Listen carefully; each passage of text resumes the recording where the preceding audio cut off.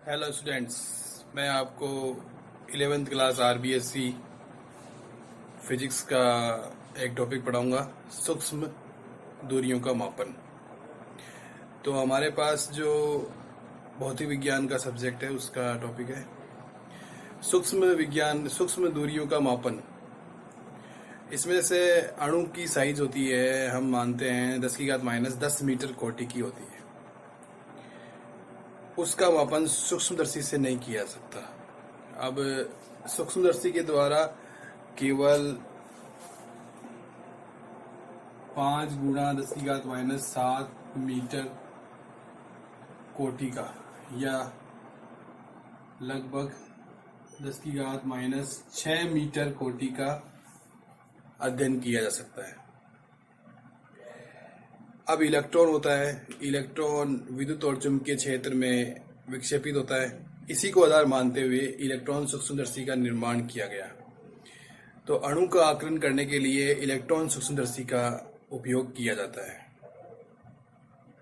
और सुरंगन सूक्ष्मदर्शी का उपयोग भी अणु की आकार के आकलन के लिए किया जाता है। ये हमें पता है, ये हम जानते भी हैं। नहीं जानते तो आप जान गए होंगे अब। ठीक है, तो अब हम सबसे पहला टॉपिक लेते हैं ओलिक एसिड, मतलब ओलिक अम्ल के अणु का आकार का आकलन। ओलिक अम्ल के अणु का आकार का आकलन। तो इसमें क्या होता है कि ओलिक अम्ल क्या होता है। ओलिक अम्ल तो जैसे एक साबुन के घोल की तरह होता है। उसको किसी पानी की सतह पर डालते हैं तो वह एक पतली परत बनाता है। ये इस प्रकार का ओलिक अम्ल होता है। एक आणविक परत बनाता है, एक अणु की चौड़ाई के बराबर की परत बनाता है, एक आणविक परत। तो हम क्या करते हैं, इसमें ओलिक अम्ल की एक फिक्स सांद्रता का घोल बनाते हैं। उसके लिए क्या करते हैं, ओलिक अम्ल 1 सेंटीमीटर क्यूब लेते हैं, इस पे मिलाते हैं 20 सेंटीमीटर क्यूब अल्कोहल। फिर इस घोल से 1 सेंटीमीटर क्यूब लेते हैं, फिर इसमें मिलाते हैं 20 सेंटीमीटर क्यूब अल्कोहल। तो अब ये जो घोल बन गया, इसमें ओलिक अम्ल की सांद्रता कितनी होगी। ओलिक अम्ल की सांद्रता 1 बार 20 और 2 बार 20 आ गया ना, 1/20 × 20 ये हो जाएगी 1/400 सेंटीमीटर क्यूब। ये ओलिक अम्ल की सांद्रता हो जाएगी। अब माना n बूंदों का घोल लिया है, ओलिक अम्ल की n बूंदों का घोल, और प्रत्येक बूंद का आयतन है V। तो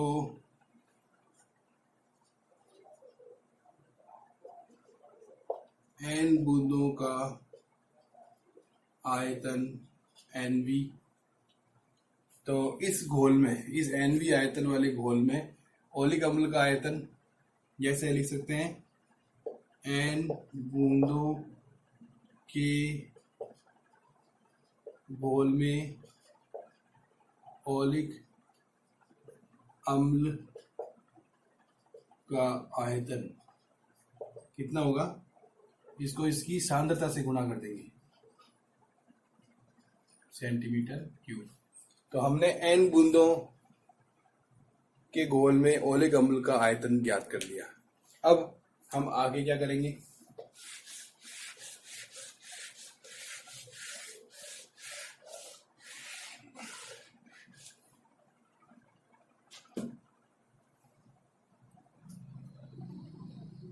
एक बर्तन लेंगे, एक बर्तन लेके उसमें पानी डालेंगे, उसके ऊपर लाइकोपोडियम पाउडर डाल देंगे। लाइकोपोडियम पाउडर डाल के उस पे ओलिक अम्ल की n बूंदें ही डालेंगे। तो वो n बूंदें लाइकोपोडियम पाउडर को हटाते हुए गोल गोल आकृति में गोलाकार आकृति में एक परत बना देंगी। उसके ऊपर वर्ताकार क्षेत्रफल में एक परत बना देंगे।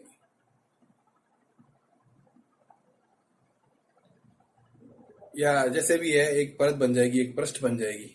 तो उसका क्षेत्रफल हम ट्रेसिंग पेपर या ग्राफ पेपर की सहायता से उसका क्षेत्रफल ज्ञात कर लेंगे। ए हम ज्ञात कर लेंगे। और उस परत की, पानी पर जो परत बनी हुई है ओलिक अम्ल के n बूंदों की घोल की, उसकी मोटाई हम T मानेंगे। T मोटाई मानेंगे। तो जो पानी पर जो ओलिक अम्ल की जो परत है उसका आयतन कितना होगा? क्षेत्रफल गुणा समय, सेंटीमीटर क्यूब, ये हो जाएगा। अब ये आयतन और ये आयतन बराबर होगा, तो हम इसको और इसको बराबर कर देंगे, NV अपॉन 400। तो T आ जाएगा हमारे पास NV अपॉन 400 A सेंटीमीटर।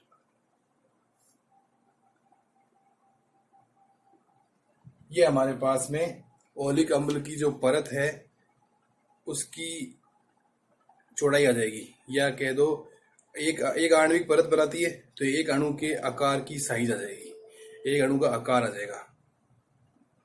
ठीक क्या है? एक अणु की व्यास है वो आ जाएगा हमारे पास में। ठीक है। और यहाँ जो ये V है, ये जो हमने n बूंदे ली हैं उनमें से एक बूंद का आयतन है। तो NV टोटल बूंद का आयतन हो गया, 400 से गुणा कर दिया 1/400 से, तो उस n बूंदों के घोल में ओलिक अम्ल का आयतन आ गया और उसमें क्षेत्रफल का भाग लगा दिया। ओलिक अम्ल की जो परत का जो क्षेत्रफल है, जो पानी के ऊपर पतली परत का, उस क्षेत्रफल का भाग लगा दिया। तो हमारे पास सेंटीमीटर में ओलिक अम्ल के अणु की आकार आ गया या साइज आ गई। यही हमें ज्ञात करना था। अब दूसरी हमारे जो सिलेबस में है वो है सूक्ष्म दूरियों के मापन में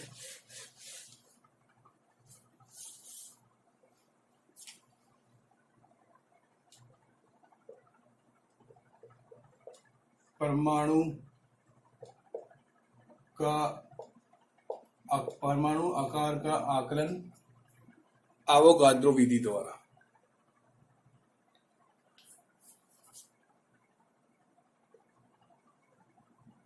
आकलन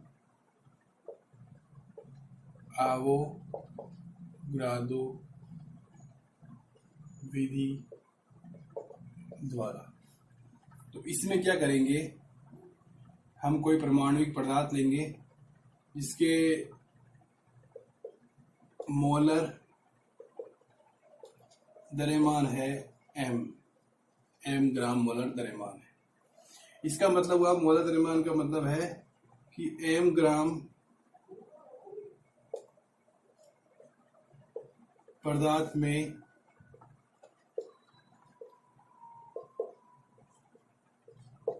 परमाणुओं की संख्या है, एवोगाद्रो संख्या है 6.023 इंटू 10⁻23। तो 1 ग्राम में कितनी होगी पदार्थ में परमाणुओं की संख्या? 6.023 गुणा 10⁻23 अपॉन m। और अगर हम इस पदार्थ का स्मॉल m ग्राम मात्रा लें तो अणु की साइज, परमाणुओं की संख्या कितनी हो जाएगी? हम इसको 6.023 10⁻23 को यदि कैपिटल N लिख दें, मैं इसको क्या लिख दें, मैं कैपिटल N, तो ये हो जाएगा mn अपॉन m। ये हमारे पास परमाणुओं की संख्या आ जाएगी।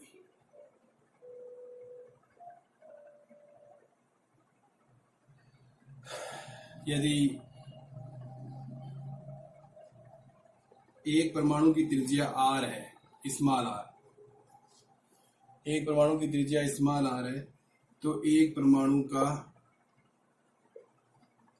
आयतन आ जाएगा 4/3 पाई आर क्यूब, क्योंकि सामान्यतः हम परमाणु को गोलाकार मानते हैं, तो उस हिसाब से इसका आयतन आ जाएगा 4/3 पाई आर क्यूब। तो m ग्राम पदार्थ में परमाणुओं का आयतन आ जाएगा, ये संख्या है, इसको गुणा कर देंगे इससे, mn/m 4/3 पाई आर क्यूब। ये हमारे पास में एक समीकरण आ जाएगा। ठीक है, अब हम ठोस अवस्था में वो पदार्थ लेंगे, क्रिस्टलीय पदार्थ, उसका जो वास्तविक आयतन होता है, उसके क्रिस्टलीय आयतन V का V का 2/3 होता है वास्तविक आयतन। मतलब उस क्रिस्टलीय पदार्थ ठोस अवस्था में जो आयतन होता है, वो उसका अगर वास्तविक आयतन हम अगर लेना चाहें, किसी पदार्थ का, कोई पदार्थ अगर ठोस अवस्था में है, उसका वास्तविक आयतन लेना चाहें, तो उसका 2/3 हिस्सा होता है। तो माना ठोस अवस्था में इस परमाणुक पदार्थ का आयतन V है, तो उसका 2/3 भाग लेंगे तो वो वास्तविक आयतन आएगा। और V को हम लिख सकते हैं m/ρ। m/ρ क्यों? द्रव्यमान बटा घनत्व, क्योंकि घनत्व क्या होता है? द्रव्यमान बटा घनत्व क्या होता है? द्रव्यमान बटा आयतन। तो हम आयतन लेंगे तो द्रव्यमान बटा घनत्व हो जाएगा। तो ये हमने दो फार्मूले देखे, और इस V का मान आ रहा है m/ρ, ये हम इसमें लिख देंगे। तो V0 आ जाएगा m/ρ 2/3। ये दोनों आयतन आ गए, ये भी V0 ही है, ये दो आयतन आ गए, इनको हम बराबर कर देंगे।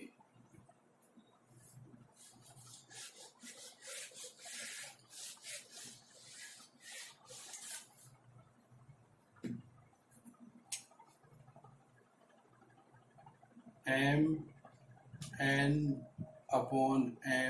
इक्वल टू पहले आएगा 4/3 pi R cube equal to 2/3 m/ρ। तो 3 से 3 गया, m से m गया, 2 से 4 गया, 2 बच गए, तो आर क्यूब का मान आ जाएगा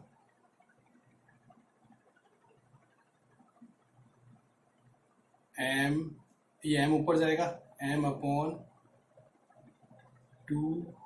पाई ρn, ये आ जाएगा। तो हमारे पास में परमाणु के आकार की साइज आ जाएगी, आकार आ जाएगा, त्रिज्या मतलब कितनी आ जाएगी? m/2 पाई ρn, इसकी घात आ जाएगी 1/3। अब यहाँ हम ρ और m का मान रख के परमाणु के आकार का आकलन कर सकते हैं। ये हमारे पास सूक्ष्म दूरियों के मापन में दूसरा टॉपिक है। इसके बाद आते हैं दो निम्बीकरण, वो करते हैं।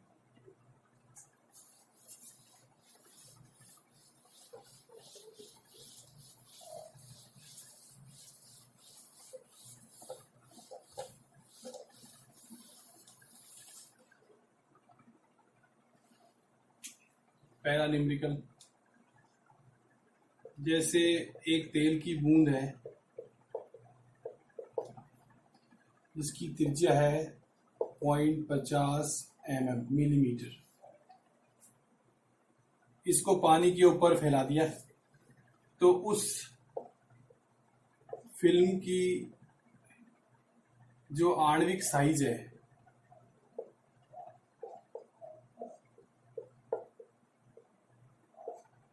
वो वर्ताकार क्षेत्रफल में है, वर्ताकार क्षेत्रफल में है, और उसकी त्रिज्या है 10 सेंटीमीटर। आर डैश ले लो 10 सेंटीमीटर। ठीक है, अब हमें इस तेल की बूंद का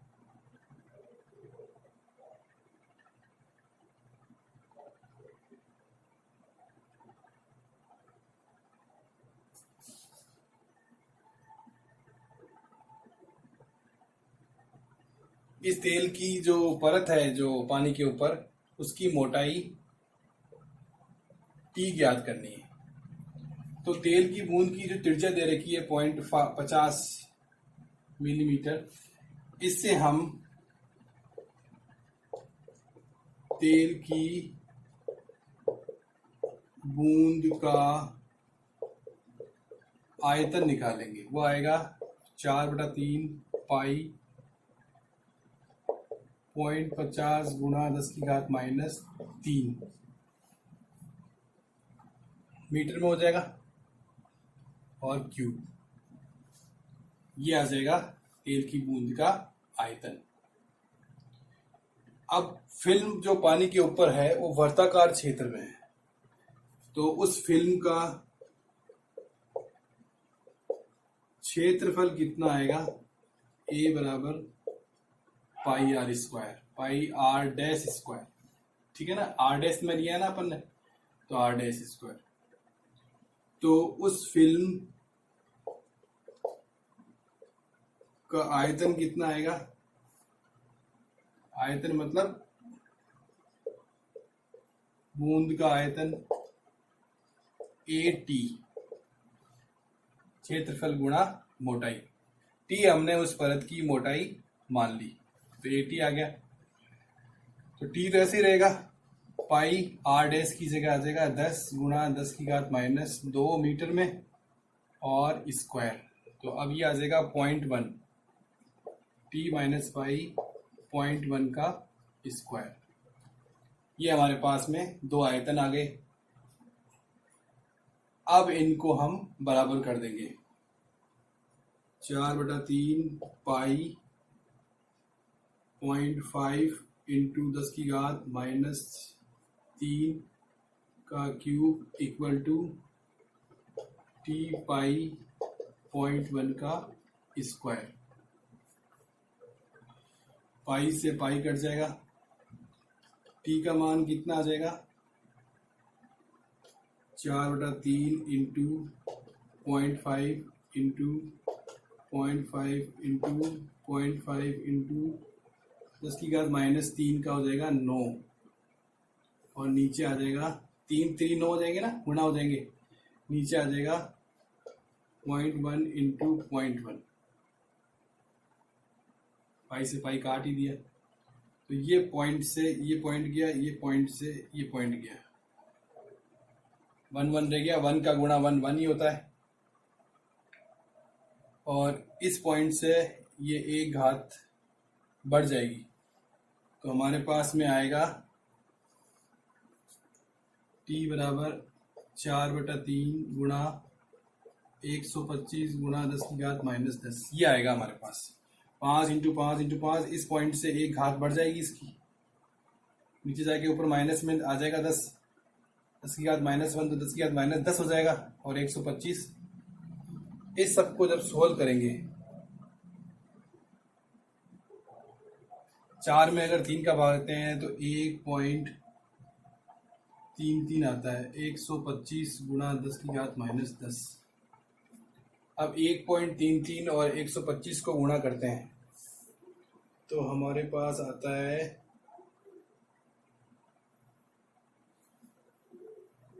162.5 गुणा 10⁻10। तो हम t को लिख सकते हैं 1.62 गुणा 10⁻8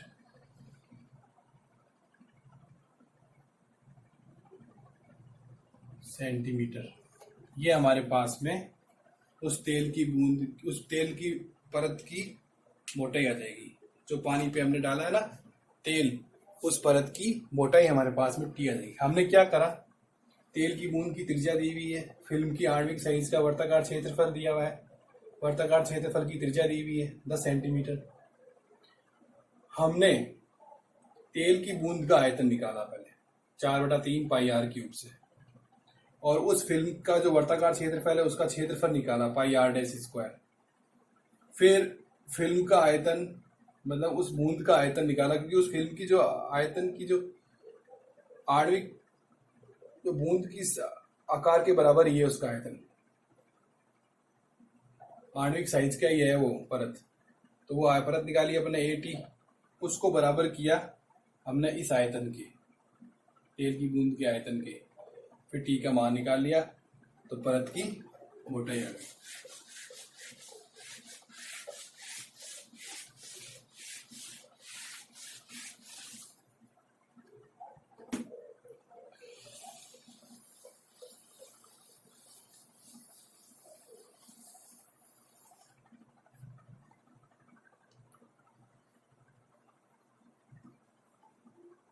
दूसरा न्यूमेरिकल है, एक सोडियम है 25 डिग्री सेंटीग्रेड पर, उसका घनत्व है 970 केजी मीटर क्यूब। ये घनत्व दे रखा है सोडियम पदार्थ का। तो उस सोडियम परमाणु के आकार की साइज, सोडियम परमाणु के जो अणु है उसकी साइज और दो अणुओं के बीच की दूरी ज्ञात करो, ये दे रखा है। तो हम क्या करेंगे, सोडियम का जो परमाणु क्रमांक होता है वो 23 होता है, परमाणु क्रमांक, ठीक है ना। तो 23 ग्राम सोडियम में परमाणु की संख्या कितनी होगी, 6.023 गुणा 10 की घात 23। तो 1 ग्राम में कितनी हो जाएगी, 6.023 गुणा 10 की घात 23/23। तो अब मान लिया सोडियम का मात्रा है m ग्राम, तो इसमें कितनी हो जाएगी परमाणुओं की संख्या,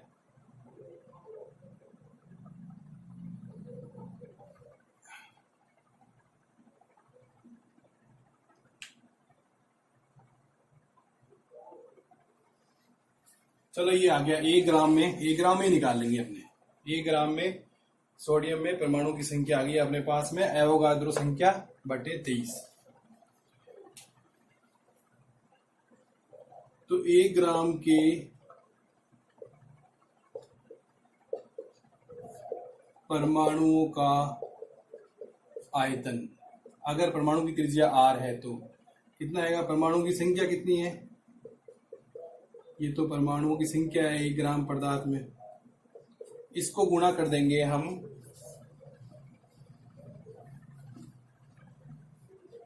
परमाणु को हम गोलाकार मानते हैं, तो उसकी त्रिज्या अगर r है तो उसके एक परमाणु के आयतन से गुणा कर देंगे, तो सभी परमाणु का आयतन आ जाएगा।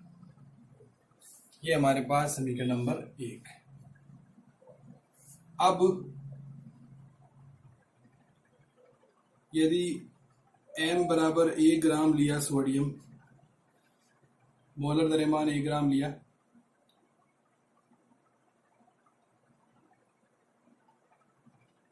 तो आयतन कितना होगा 1 ग्राम परमाणु का, 1 ग्राम सोडियम का आयतन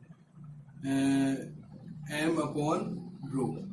तो 1 ग्राम अपॉन रो किस में है, किलोग्राम और मीटर क्यूब में है। तो इसको किलोग्राम बनाने के लिए 10 की घात -3 kg upon 970 kg upon metre cube. तो इसको अगर हम सही करके लिखें तो ये आएगा 10 की घात -3 970 मीटर क्यूब। अब इसको सेंटीमीटर क्यूब में लेंगे, ये सेंटीमीटर क्यूब में है, तो 10 की घात 6 हो जाएगा, ये उससे गुणा करेंगे तो ये आ जाएगा 10 की घात -3 इंटू 10 की घात 6 सेंटीमीटर क्यूब अपॉन 970। ये हमारे पास में एक आयतन आएगा, वास्तविक आयतन। परंतु हम जानते हैं कि जब कोई पदार्थ क्रिस्टलीय अवस्था में होता है तो उसका वास्तविक आयतन, ये तो एक आयतन आया अभी, उसका वास्तविक आयतन V नॉट 2/3 होता है V का। तो ये कितना हो जाएगा, 2/3 गुणा 10⁻³ बटे 970 सेंटीमीटर क्यूब। ये जो आयतन आया है इसको इसके बराबर कर देंगे तो हमारे पास में क्या आ जाएगा, 6.023 इंटू 10⁻23 अपॉन 23 इंटू 4/3 पाई r³ 2/3 10⁻³ 970। ये आ गया हमारे पास। ठीक है, अब इसको सॉल्व करेंगे तो हमारे पास में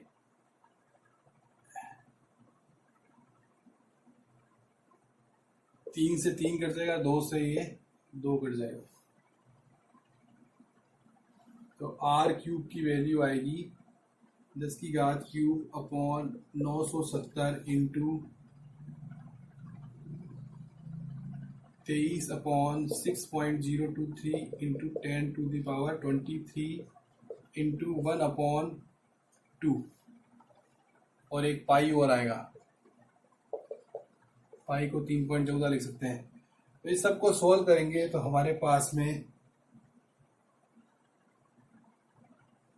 r का मान आएगा 1.84 एंगस्ट्रॉम।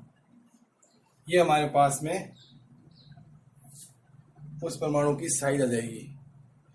अब दो परमाणुओं के बीच की दूरी निकालनी है तो वो इस प्रकार से होती है।